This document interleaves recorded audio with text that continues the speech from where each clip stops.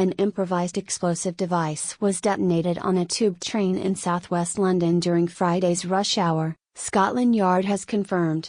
The blast, at Parsons Green station on an eastbound District Line train from Wimbledon, is being treated as terrorism, police said.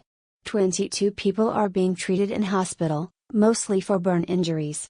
Assistant Commissioning Mark Rowley said hundreds of detectives, working with MI5, were investigating the explosion. A manhunt for the person who placed the device is underway. Mr. Rowley refused to reveal whether anyone had yet been arrested over the incident. Pictures show a white bucket on fire inside a supermarket bag, with wires trailing onto the train carriage floor. The BBC understands the device had a timer.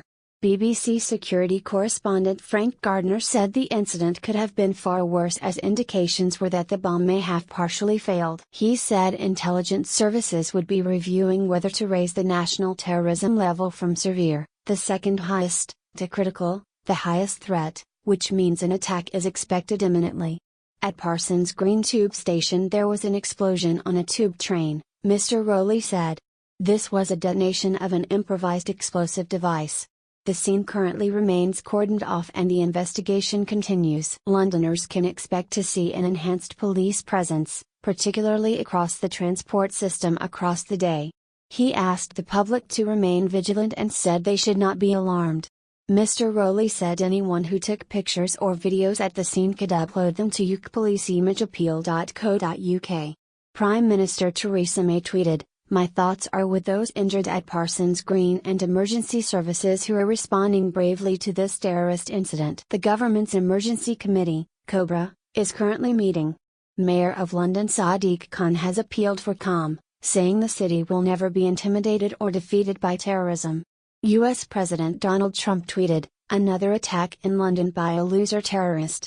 These are sick and demented people who were in the sights of Scotland Yard. Must be proactive." NHS England said 22 patients were being treated at Imperial, Chelsea, and Westminster, Guy's and St Thomas and the Central London Community Healthcare Urgent Care Centre.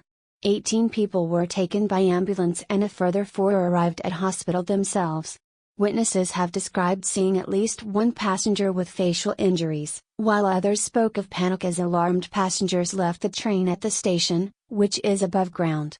Passenger Peter Crowley said he was sitting in the carriage, traveling from Wimbledon, when the explosion happened. He said his head was burned by a really hot intense fireball above my head and added, "There were people a lot worse than me."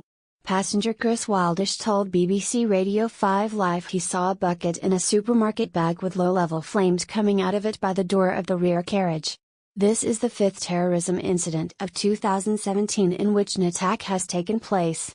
It's the only one this year in which nobody has died. The previous 4 saw 36 people killed. Police believe they have stopped 6 other significant plots, all of which will soon be coming before the courts. Put plainly, this is the most sustained period of terrorist activity in England since the IRA bombing campaign of the early 1970s. What happens now? The Metropolitan Police's Counter-Terrorism Command needs to get to the bottom of 3 key questions. 1. Who did it? 2. Are there any more devices out there? 3. Who else, if anyone, is involved?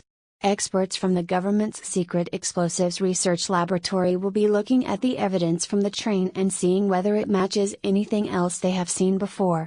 One witness, called Luke, told 5 Live there was a sort of loud explosion.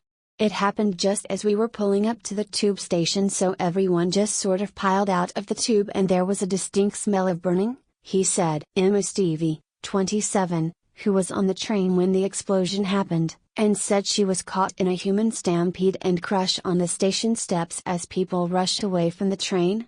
"I wedged myself in next to a railing, I put myself in the fetal position," she said. "There was a pregnant woman underneath me, and I was trying really hard not to crush her. I saw a poor little boy with a smashed in head and other injuries. It was horrible.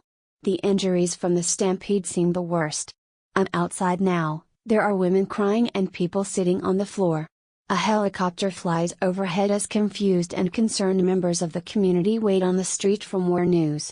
A police cordon has been put up around Parsons Green station, with every side street blocked off by blue and white tape. Police vehicles are still rushing down the West London road, with sirens blazing as they pass supermarkets, furniture stores and music shops. And bit by bit, commuters who were stuck on the trains behind are being allowed to exit. Justine Daniels had just arrived from South Africa, laden with suitcases, when her tube train came to a stop. "We were on there for over an hour before they let us out through the emergency exit and we walked along the tracks," she says. BBC London presenter Riz Latif, who was at Parsons Green on her way into work, said, "There was panic as people rushed from the train, hearing what appeared to be an explosion. People were left with cuts and grazes from trying to flee the scene. There was lots of panic." BBC News presenter Sophie Raworth said she saw a woman on a stretcher with burns to her face and legs.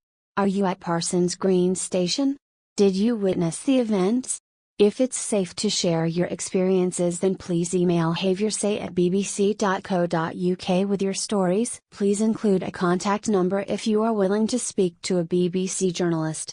You can also contact us in the following ways. What do you think about this news? Scroll down and comment. Thanks for watching. Please subscribe. Goodbye and see you again.